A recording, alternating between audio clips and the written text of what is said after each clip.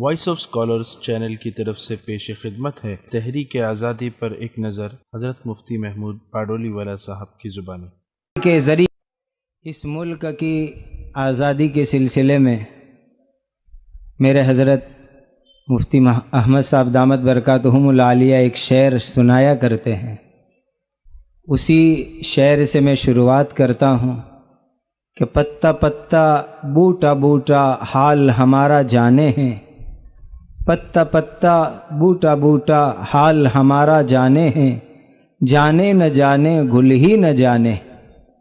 جانے نہ جانے گل ہی نہ جانے باغ تو سارا جانے ہیں۔ اس ملک کی آزادی کے لیے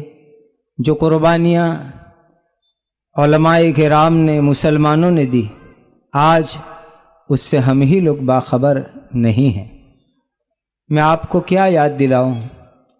1756-57 میں پلاسی کے میدان میں نواب سراج الدولہ کی شہادت سے یہ سلسلہ شروع ہوتا ہے۔ 1799 عیسوی کے اندر سلطان ٹیپو سرنگا پٹنم کے میدان میں شہید ہوتے ہیں، اور جس دن سلطان ٹیپو کی شہادت ہوئی ہے، انگریز افسر لارڈ ہارس نے، جو حقیقت میں ہارس صفات کا آدمی تھا، اس نے کہا تھا کہ آج سے یہ ملک ہمارا ہے۔ 1803 ہجری عیسوی میں حضرت شاہ عبدالعزیز صاحب محدث دہلوی رحمۃ اللہ علیہ نے فتویٰ دیا، یہ ملک دارالحرب انگریزوں کا ہو گیا ہے، اس کو آزاد کرانا ہر ایک کی ذمہ داری ہے۔ اس کے بعد 1857 کو تو سب جانتے ہیں، خود پنڈت میوارام گپتا لکھتے ہیں کہ 1857 کی جنگ میں تقریباً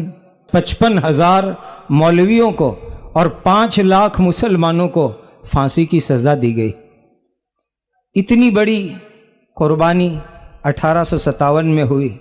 اور اسی 1857 میں شاملی میں ہمارے اکابرین جنہوں نے دارالعلوم دیوبند کو بعد میں قائم کیا، حضرت مولانا رشید احمد گنگوہی، حضرت مولانا محمد قاسم صاحب نانوتوی، حضرت حافظ ضامن شہید، اور حضرت حاجی امداد اللہ صاحب مہاجر مکی رحمۃ اللہ علیہ نے انگریزوں کا زوردار مقابلہ کیا۔ 1866 میں دارالعلوم دیوبند کی بنیاد رکھی گئی۔ یہ وہ عظیم تاریخ ہے اس ملک کی آزادی کے خاطر جو مسلمانوں نے دی ہے۔ آج اس کو بھلایا جا رہا ہے، یا غفلت سے ہم ہی اس کو پڑھتے اور جانتے نہیں ہیں۔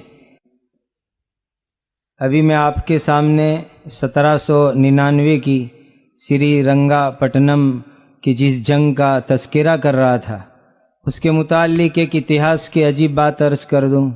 دارالعلوم دیوبند سے شائع ہونے والے رسالہ آئینہ دارالعلوم میں مولانا کفیل احمد علوی کا ایک مضمون شائع ہوا تھا۔ اس میں لکھا تھا کہ اسی سری رنگا پٹنم کی جنگ میں 1799 میں سلطان ٹیپو شہید نے پہلی مرتبہ راکٹ کے ذریعے سے انگریزوں کی فوج کے اوپر حملہ کیا تھا، اور انگریزوں کو حیرت ہوئی تھی کہ یہ کیسی ٹیکنالوجی یہ کہاں سے لائے، اور پھر اسی کو وہ لے گئے اور اس کے اوپر ریسرچ کر کے آج کی جدید راکٹ اور میسائل کی ٹیکنالوجی کو انہوں نے آگے تک پہنچایا۔ اتنے شاندار کارنامے جو ہے ہمارے بڑوں نے دنیا کو پیش کیے ہیں۔ مولانا کے استقبالیہ کلمات میں انہوں نے اتہاس کی ایک عجیب بات ہمارے سامنے اٹھائی ہے۔ میں اس کے اوپر 2 لفظوں میں ذرا کھل کے کہوں گا۔ جس وقت مہاتما جی کی ڈانڈی یاترا ہمارے بازو میں دھامڑ گاؤں میں پہنچی ہے، تو اس وقت ہمارے جامعہ اسلامیہ ڈابھیل کے استاد یعنی شکشکوں کا ایک پرتینidھی منڈل گاندھی جی کو ملنے کے لیے دھامڑ گیا، اور پھر دوسرے دن وہی پرتینidھی منڈل یہاں نوساری شہر میں آ کر گاندھی جی سے ملا، اور اس وقت ڈابھیل میں شیخ الحدیث یعنی سب سے بڑے اچ کوٹی کے شکشک وہ مولانا محمد انور شاہ کشمیری رحمۃ اللہ علیہ تھے، جو پوری دنیا کے اندر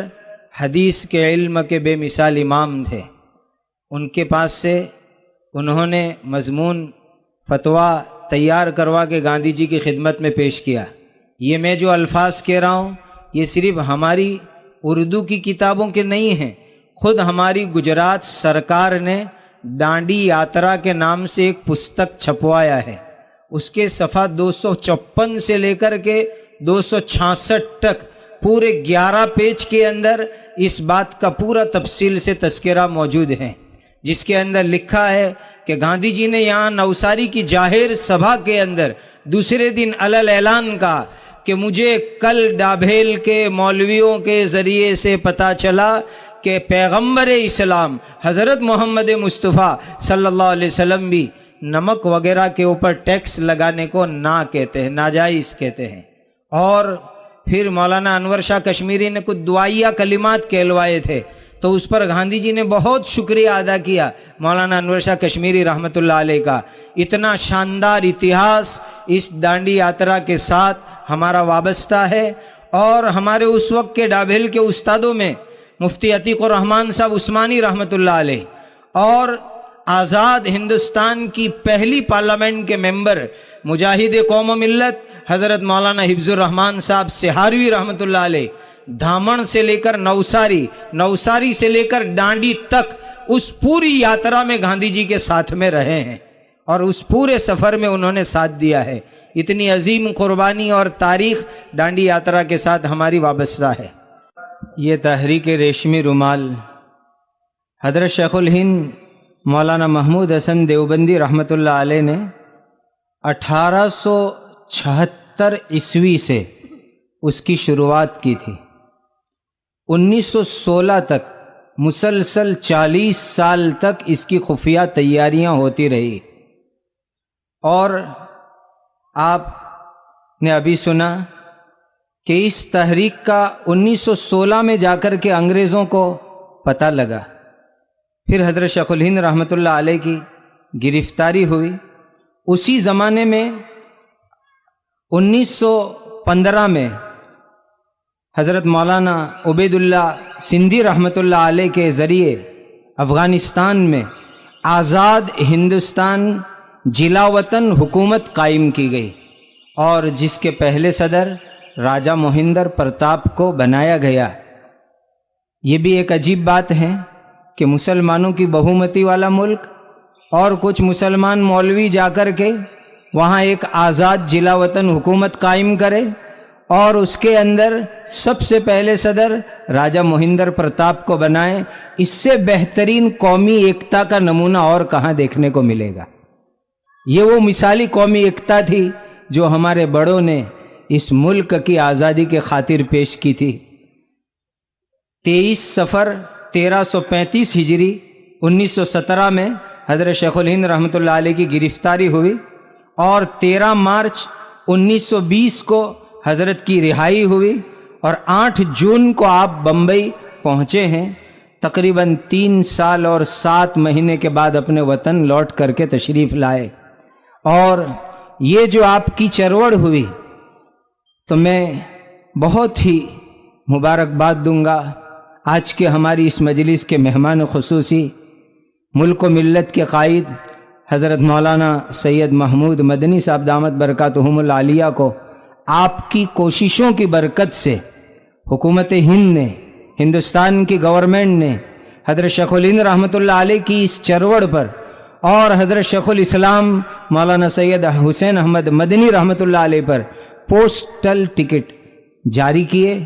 اور جو ہے ان کی یاد کے اندر یہ ٹکٹ جاری ہوئی۔ اللہ تعالیٰ آپ کی ان مساعی کو قبول فرمائیں، اور مزید قوم و ملت کے لیے آپ کی زندگی کو قبول فرمائیں۔ نئی ویڈیوز کے اپڈیٹس کے لیے ہماری یوٹیوب چینل وائس آف